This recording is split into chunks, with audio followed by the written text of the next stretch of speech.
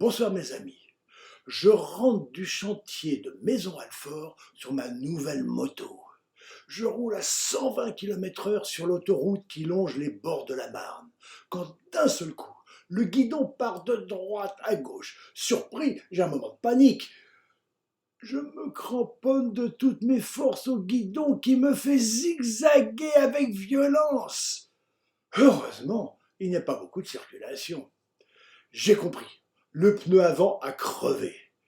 La poignée de gaz immédiatement lâchée et le frein arrière appuyé très fort, mais la moto continue très vite sur sa lancée. C'est un moteur 2 temps. Il n'y a pas de frein moteur. Alors qu'avec la Honda 750 que j'aurai par la suite, avec son moteur 4 temps, il suffisait de lâcher la poignée d'accélération pour être stoppé presque immédiatement. Ça y est, la moto a beaucoup ralenti. Ouf, je relâche un peu ma concentration et vlam, me voilà partir en glissade sur une centaine de mètres avant de m'arrêter, indemne, sur l'herbe du bas-côté. Un automobiliste qui suivait a assisté à toute la scène. Il se précipite à mon secours. Merci monsieur, tout va bien, je n'ai rien. Mon blouson de moteur, bien protecteur, est éraflé sur une manche. Seule la moto est légèrement abîmée. Tout près, il y a un garage et le métro Charenton-École à proximité. Encore un avertissement sans frais du destin. La vie de chantier a de bons côtés. Un rapport de camaraderie virile, œuvrant dans un même but. Et parfois, des pique-niques dans une chaude ambiance. La recette à succès. On enveloppe des merguez, ou des truites, ou autre chose, accompagnées d'épices, dans du papier d'aluminium bien étanche, et on le plonge dans du goudron liquide brûlant.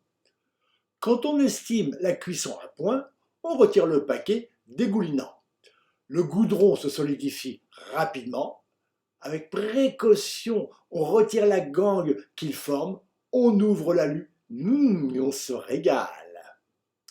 Par contre, la tension quotidienne, et surtout celle des réunions de chantier, me provoque un tel état de stress que je dois aller consulter un médecin. Il me préconise 3 semaines d'arrêt maladie.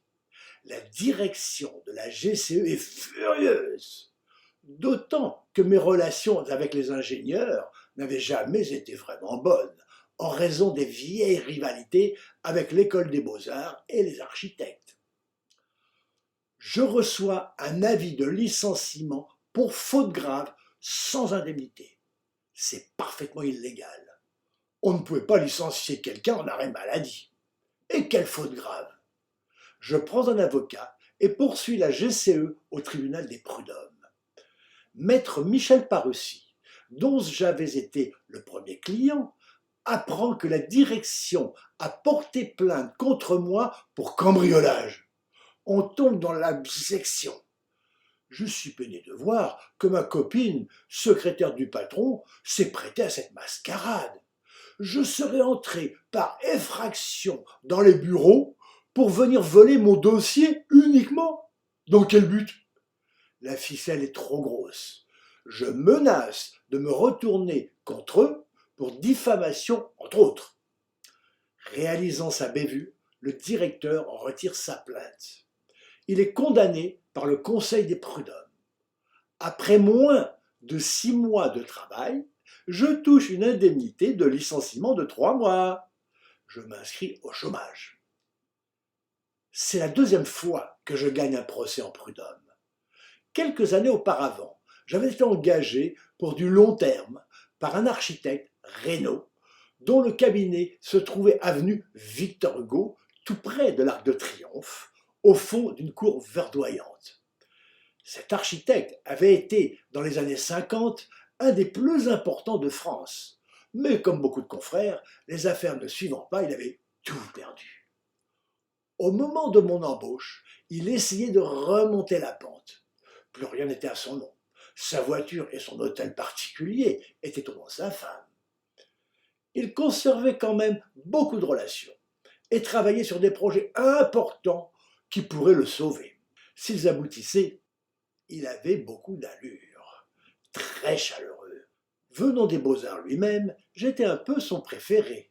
Les autres jeunes architectes qu'il employait venaient de l'école spéciale d'architecture, école privée et coûteuse, ce qui occasionnait quelques tensions entre nous.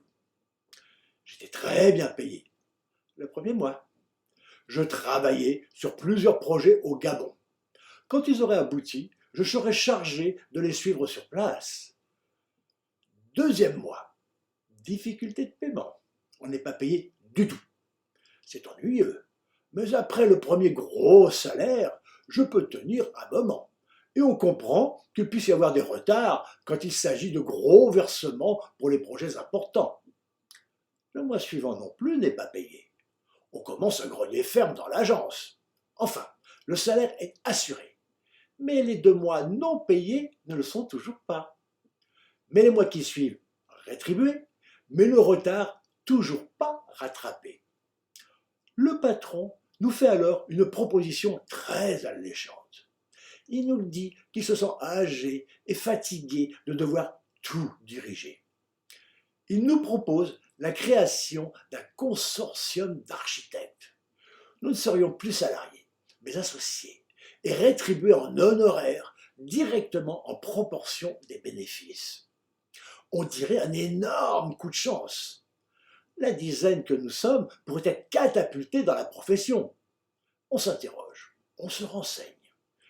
Des confidences transmises par la secrétaire du patron nous mettent en garde. C'est en réalité un projet monstrueux. Dans la nouvelle société, on ne prendrait pas en bénéfice. Mais avant qu'il y en ait, on devrait prendre en charge tout le passif du cabinet d'architectes. Il est colossal et nous risquons bien d'être endettés pour le restant de nos jours. Les mois passant et le retard toujours pas réglé, je décide de poursuivre l'agence au prud'homme, seul. Les autres hésitent toujours à cause du mirage de ce rêve fumeux, le consortium. J'ai bien fait. À quelques jours près, je perdais tout droit sur cet argent. Ce que le patron savait et que nous ignorions, un employé n'a pas le droit de faire crédit à un employeur. Et au bout de 6 mois révolus, celui-ci ne devait plus rien aux salariés, pas informé et trop confiant.